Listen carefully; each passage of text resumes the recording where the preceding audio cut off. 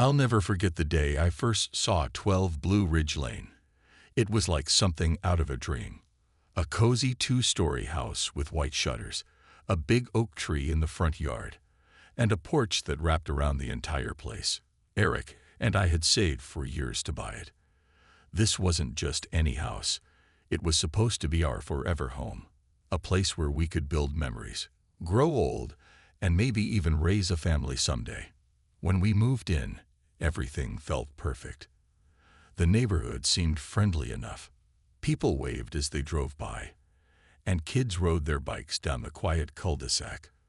But there was one thing we didn't notice right away: the Homeowners Association, or HOA. At first, they seemed harmless. They were just a group of neighbors who got together once a month to talk about things like keeping the streets clean and making sure everyone followed the rules. They even threw us a little welcome party, complete with lemonade and cookies that tasted like they came straight from a box. Everyone smiled too much, their voices dripping with fake cheer as they handed us this thick binder labeled Blue Ridge Community Guidelines. That night, after all the boxes were unpacked, I sat on the couch and started flipping through the pages. Some of the rules made sense. No parking RVs on the street, no loud music late at night, nothing crazy like painting your house neon green. But then there were others that made me scratch my head. No cloths lines. Seriously, what's wrong with hanging laundry outside? And don't even think about putting up bird feeders unless you get permission from the architecture committee. Oh, and tomatoes. Apparently, growing them in your backyard is considered unsightly. Eric laughed when I pointed out the tomato rule. "Relax," he said. "We're not going to fight these people over vegetables."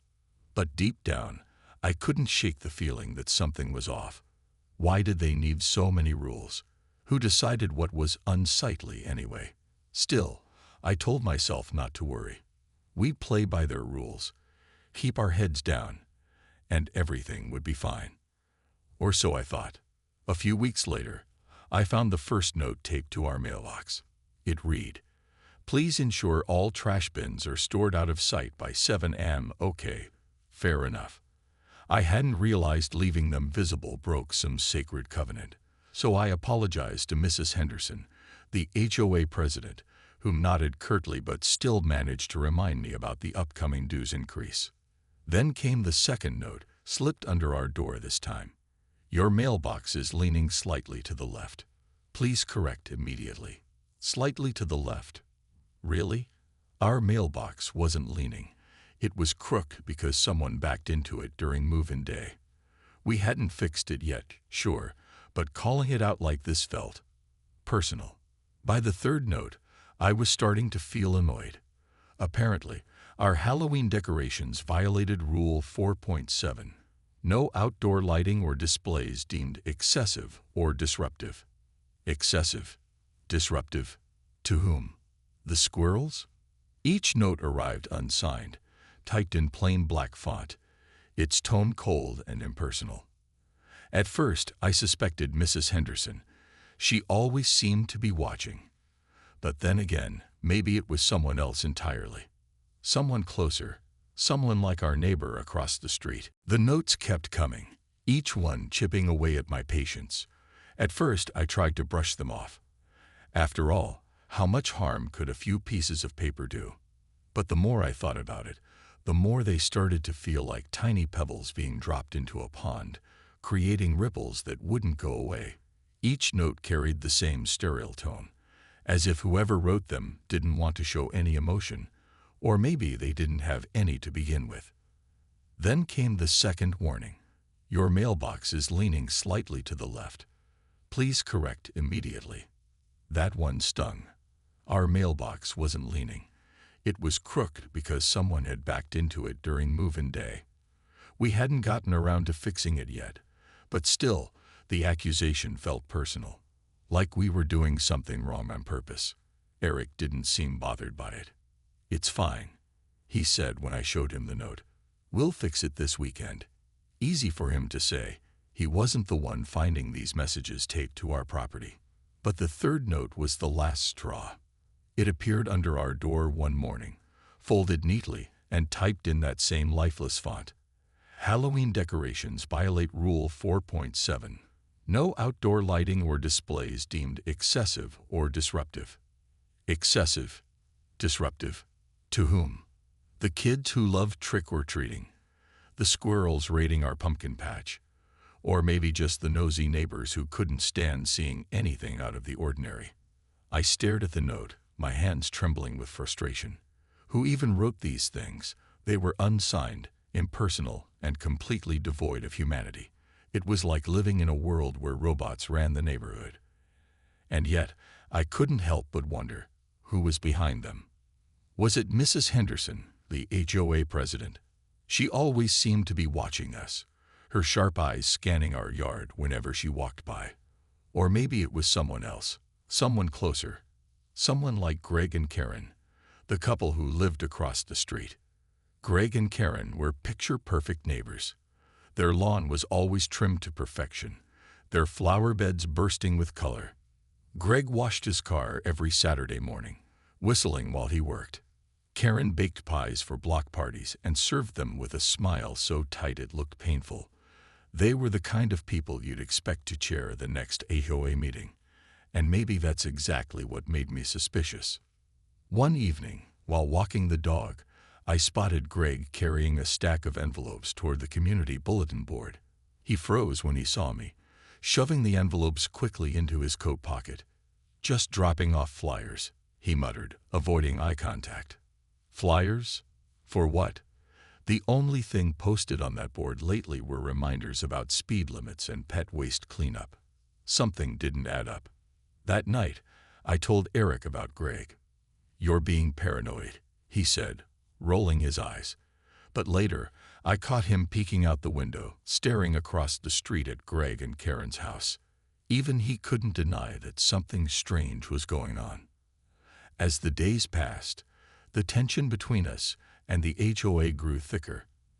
Every time I saw Karen watering her plants or chatting with other neighbors, I couldn't shake the feeling that she was watching us too. Her cheerful waves felt forced, her smiles a little too wide. And Greg? He lingered in his driveway whenever Eric mowed the lawn, arms crossed, eyes narrowed, like he was inspecting our property for violations. The worst part was the uncertainty. Who was writing those notes? Why did they care so much about our mailbox or our Halloween decorations? And why did it feel like no matter what we did, it would never be good enough for them? For the first time since moving to Blue Ridge Lane, I started to question whether this place really was our dream home, or if it was turning into something else entirely. Greg and Karen lived directly across the street from us, their house a mirror image of ours, but somehow more polished, more put together. Their lawn was always perfectly manicured, not a single blade of grass out of place. Karen's flower beds were a riot of colors. Petunias, marigolds, and daisies arranged in patterns so precise they looked like they belonged in a magazine. Greg spent his weekends washing his car, humming old tunes as he worked, while Karen baked pies that smelled like cinnamon and nostalgia. At first glance, they seemed like the ideal neighbors, friendly, involved, and always ready with a wave or a smile. But the longer we lived on Blue Ridge Lane, the more I noticed things about them that didn't quite add up. Like how Karen always seemed to know what we were doing before we did it. One Saturday morning, Eric decided to paint the trim around our front door. By noon, Karen was at our doorstep, holding a plate of cookies and casually mentioning that Sherwin-Williams paint was far superior to whatever brand we'd chosen. How did she even know we were painting? We hadn't told anyone. Then there was Greg. He had this habit of standing in his driveway, arms crossed, staring at our house like he was inspecting it for flaws. Every time Eric mowed the lawn, Greg would appear, leaning against his mailbox as if timing his arrival perfectly. It wasn't just annoying. It was unsettling. What was he looking for? Did he think we were hiding something? One evening, while walking the dog, I spotted Greg near the community bulletin board. He was holding a stack of envelopes, glancing over his shoulder like he didn't want to be seen. My curiosity got the better of me, and I slowed down, pretending to let the dog sniff a tree. That's when I saw him shove the envelopes into his coat pocket and hurry back toward his house. "Hey, Greg," I called out, my voice too cheerful. He stopped in his tracks, turning slowly to face me. His face flushed, and he fumbled for words. "Oh, hi, Sarah," he said, forcing a smile. "Just dropping off some flyers." "Flyers? For what?" The only things ever posted on that bulletin board were HOA reminders about parking rules and holiday decoration guidelines. Something wasn't right. That night, I couldn't stop thinking about it. Who was Greg really? Was he the one leaving those unsigned notes at our house? Or was he working with someone else? Maybe Karen or even Mrs. Henderson. The thought made my stomach churn. What if they weren't just nosy neighbors, but part of something bigger, something more calculated? I brought it up to Eric later, after dinner. "You're reading too much into this," he said, shaking his head. But I could tell he was bothered too. Later that night, I caught him peeking out the window, staring across the street at Greg and Karen's house. Even he couldn't deny that something strange was going on. As the days passed, I started paying closer attention to Greg and Karen. They seemed to have an almost obsessive interest in our property. If Eric trimmed the hedges, Greg would be outside within minutes, pacing his yard like a sentry. If I hung laundry on the line, despite the HOA's no clothesline rule, Karen would suddenly appear, offering unsolicited advice about drying machines. It was like they were keeping tabs on us, documenting every little thing we did wrong. And then there were the whispers. At first, I thought I was imagining it, but I began noticing how Greg and Karen would huddle with other neighbors, their heads bent close together, glancing in our direction whenever we walked by. Were they talking about us? Spreading rumors? The idea made my skin crawl. For the first time since moving to Blue Ridge Lane, I felt like an outsider. This neighborhood, which had once seemed so welcoming, now felt suffocating. Every smile, every wave, every casual comment carried an undercurrent of judgment. And Greg and Karen, they weren't just neighbors anymore. They were suspects. The question burned in my mind. What were they hiding? And why did it feel like they were trying to push us out? It started with something so small I almost missed it. Our electricity bill. Normally, it was predictable. Eric and I weren't big energy users. We turned off lights when we left a room, unplugged devices we weren't using, and kept the thermostat at a reasonable temperature. But one month, the bill came, and it was shockingly high. Almost $200 more than usual. At first, I blamed myself. Maybe I'd left the porch light on too often or forgotten to unplug the space heater in the guest room after my mom's visit. But then it happened again, and again. Each time the bill arrived, I felt a growing sense of unease. Something wasn't right. Finally, I decided to investigate. One evening, while taking out the trash, I noticed something odd. An extension cord snaking from Karen and Greg's backyard toward their shed. It disappeared into the shadows, but its path was unmistakable. The cord didn't stop at their property line. It crossed over, straight into our yard. I followed it, heart pounding, until I saw where it connected, our outdoor electrical outlet. My stomach churned as I realized what was happening. Karen and Greg had been siphoning electricity from our house. Their outdoor string lights, security cameras, even that fancy little fountain in their garden, all powered by our meter. I couldn't believe it. How long had this been going on? Weeks? Months? All those inflated bills, all that money wasted, it was because of them. I felt a mix of anger and betrayal. These were our neighbors, people we'd tried to be friendly with, and they were stealing from us. That night, I marched across the street and knocked on Karen and Greg's door.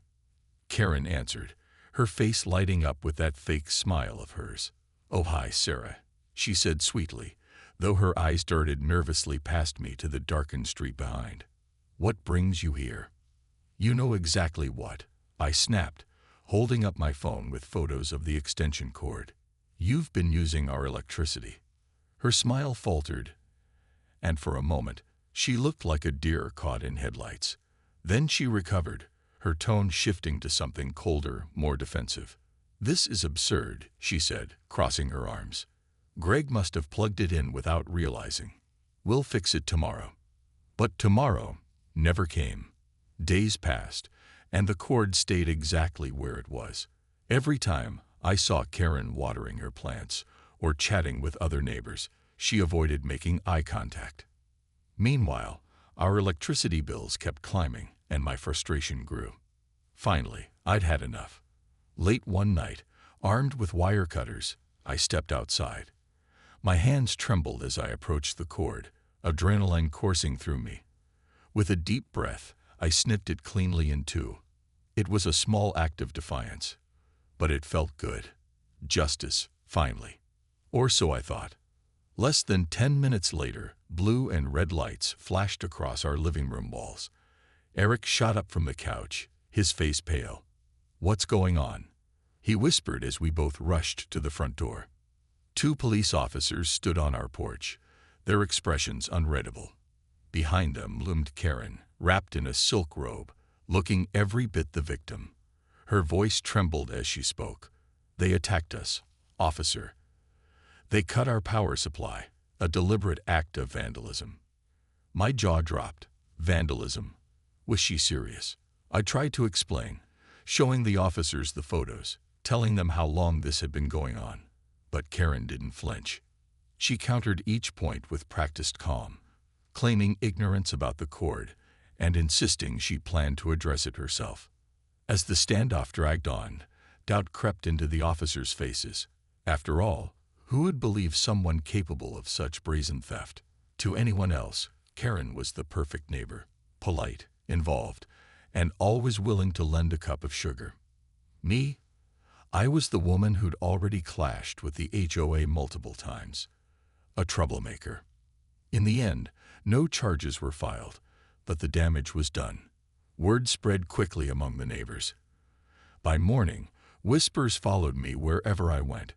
Some gave me sympathetic nods, others crossed the street to avoid meeting my gaze. And Karen, she played the victim flawlessly, hosting an impromptu community safety meeting where she urged everyone to be vigilant against acts of aggression, as if cutting off her illegal hookup made me some kind of criminal mastermind. The battle lines had been drawn, and I knew this wasn't over. Not by a long shot. The tension between us and Karen and Greg reached a boiling point after that night with the police. It wasn't just about the electricity anymore. It was about trust, fairness, and the growing divide in our once peaceful neighborhood. Blue Ridge Lane no longer felt like home. It felt like a battlefield, with invisible lines drawn between houses and sides being chosen. Karen played her role as the victim perfectly. She walked around the neighborhood with a wounded expression, clutching her robe tightly whenever anyone asked about the incident. At first, people seemed unsure of whom to believe. Some neighbors gave me sympathetic nods when they thought Karen wasn't looking, but others avoided me altogether, their eyes darting away when I waved or said hello. It was clear. Karen had turned this into something bigger than just a dispute over an extension cord. She'd made it personal. Things escalated quickly. A few days later, flyers appeared on everyone's doors. Notices for an emergency HOA meeting called by none other than Mrs. Henderson herself. The subject line read, "Community Safety and Neighborly Conduct." Of course, Karen was behind it. I could feel it in my bones. This wasn't about safety or conduct. It was about painting me as the villain. Eric tried to calm me down before the meeting. "Just stay quiet," he urged. "Don't give them any ammunition." But staying quiet wasn't an option anymore. Every day, I felt the weight of judgment from my neighbors, the whispers behind closed doors. If I didn't speak up now, I might never get another chance. The community center buzzed with nervous energy when we arrived. Neighbors filed in slowly, clutching coffee cups and casting wary glances at one another. Karen sat near the front, flanked by Greg and Mrs. Henderson, her face a mask of practiced vulnerability. She didn't even look at me as I took a seat in the back, but I could feel her presence like a shadow looming over the room. Mrs. Henderson opened the meeting with her usual cheerful tone, though it sounded forced. "Thank you all for coming," she began. "We're here today to discuss recent events that have caused concern within our community. Our goal is to ensure Blue Ridge Lane remains a safe and harmonious place for everyone." Harmonious. I almost laughed out loud. This wasn't harmony. It was a witch hunt. Karen was the first to speak. Her voice trembled as she addressed the group. "I'm sure you've all heard about what happened last week," she said, pausing dramatically. It was frightening. Having someone cut off our power supply without warning. We didn't know what to think. Was it vandalism? An act of aggression? All we wanted was to protect ourselves. Her words dripped with manipulation, and I clenched my fists under the table. Protect themselves. From what? The truth. When it was finally my turn to speak, I stood up, my heart racing, but my voice steady. "Let me set the record straight." I began, looking directly at Karen. "This isn't about safety or harmony. It's about accountability. For months, Karen and Greg have been stealing electricity from my house. I have proof. An extension cord running from their shed to my outlet. They used it to power their lights, cameras, and fountain. When I confronted them, they denied it. And when I cut the cord, they called the police and painted me as the aggressor." The room fell silent. Neighbors exchanged glances, some nodding slowly while others shifted uncomfortably in their seats.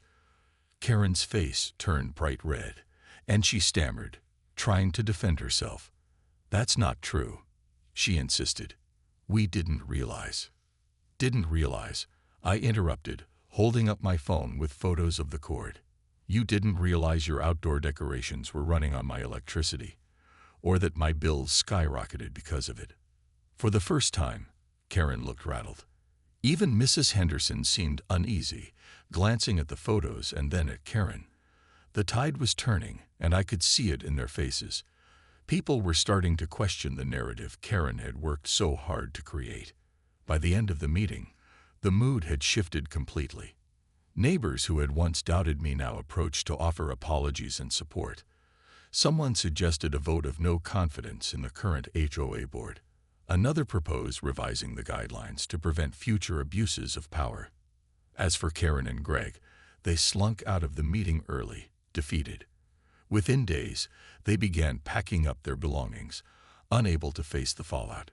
Their perfect lawn grew brown, their fountain sat silent, and soon enough, a for sale sign appeared in their yard. Blue Ridge Lane would never be the same, but maybe that wasn't such a bad thing. The days following the HOA meeting felt like a strange mix of relief and unease. On one hand, I could finally breathe knowing that the truth had come out, or at least part of it. Neighbors who had once avoided me now greeted me warmly, some even apologizing for doubting me. "We had no idea," one woman said as she passed me on the sidewalk. "Karen always seemed so perfect." But perfection was exactly the problem. Karen and Greg weren't just neighbors. They were master manipulators, experts at playing the victim while quietly bending the rules to suit themselves. And though they were packing up their house to leave, their presence still lingered in the air, like the faint smell of smoke after a fire has been put out. Eric noticed it too. "Do you think this is really over?" he asked one evening as we sat on the porch, sipping tea. The sun was setting, casting long shadows across the cul-de-sac. Across the street, Karen's moving truck idled in their driveway, workers hauling boxes into its cavernous belly. "I mean, they're leaving, but what about the rest of them?" "The rest of who?" I replied, though I knew exactly what he meant. He wasn't talking about Karen and Greg anymore. He was talking about the HOA, the people who had let this happen, who had turned a blind eye to Karen's behavior because it was easier than confronting her. Mrs. Henderson, the board members, even some of the neighbors, they all shared a piece of the blame. I couldn't let it go. Not yet. Cutting off Karen's stolen electricity had been satisfying, sure, but it wasn't enough. This wasn't just about us versus them. It was about fairness, transparency, and making sure something like this never happened again. So instead of sitting back and letting things blow over, I decided to dig deeper. It started with a simple question. How much power did the HOA actually have? I pulled out the thick binder of guidelines they'd given us when we moved in, the same one I'd flipped through months ago, and began reading it cover to cover. At first glance, the rules seemed harmless enough. Restrictions on paint colors, lawn maintenance schedules, noise ordinances. But buried within the fine print were clauses that gave the HOA almost unchecked authority. Rule 12.3c, for example, allowed them to approve or deny any changes to property exteriors, including things as minor as mailbox styles.